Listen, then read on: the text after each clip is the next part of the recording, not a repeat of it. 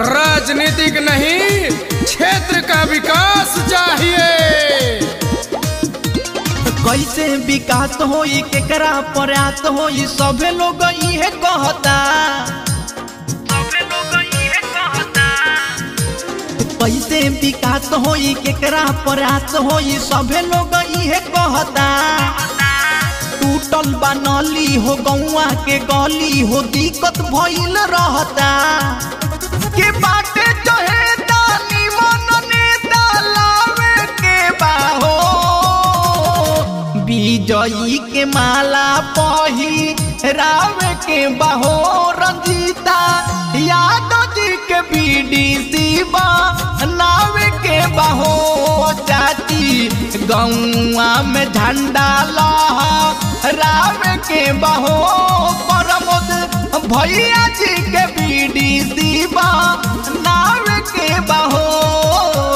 Gram बूढ़ी खाड़ पंचायत खरसोता से BDC हेतु सुयोग कर्मठ जुझारू मिलनसार एवं शिक्षित ईमानदार महिला प्रत्याशी श्रीमती रंजीता यादव जी की ओर से होली एवं रामनवमी की हार्दिक हार्दिक शुभकामनाएं। पूरा गौवा में इन्हीं के हालानु बा, सब कहत टोला महलानु बा। इन्हीं पे बाटे विश्वास, बूढ़ी खड़ में होई अब विकास। पूरा गौवा में इन्हीं के हालानु बा, सब कहत टोला महलानु बा। सकरोई है बतुर हल बाजार और मिलके हथवा सबके बढ़ावे के बाहो। विजयी के माला पही रावे के बाहो।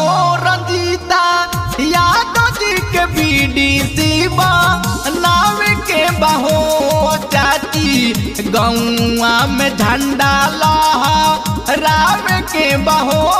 प्रमोद भैया जी के बीडीसी बनावे के बाहो।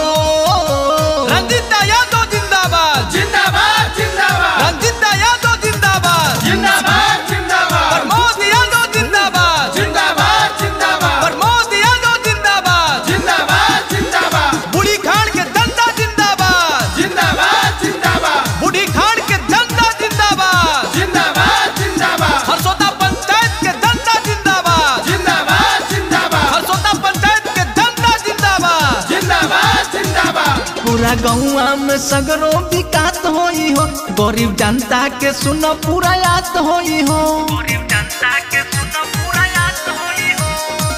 मिल के सपोर्ट करहो, प्रमोद जी के वोट करहो। पूरा गौवा में सगरो विकास होई हो, गरीब जनता के सुन पूरा याद होई हो।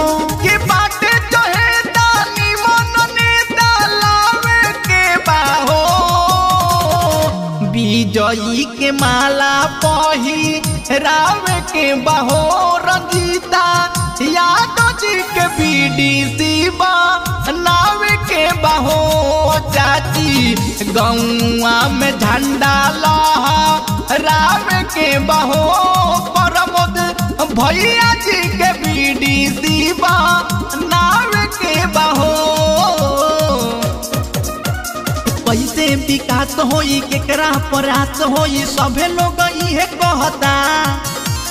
टूटल बा नली हो, गौवा के गली हो, दिक्कत भइल रहता।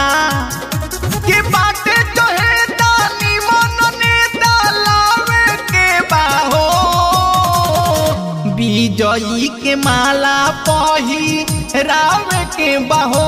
रंजीता यादव जी के बीडीसी बनावे के बाहो।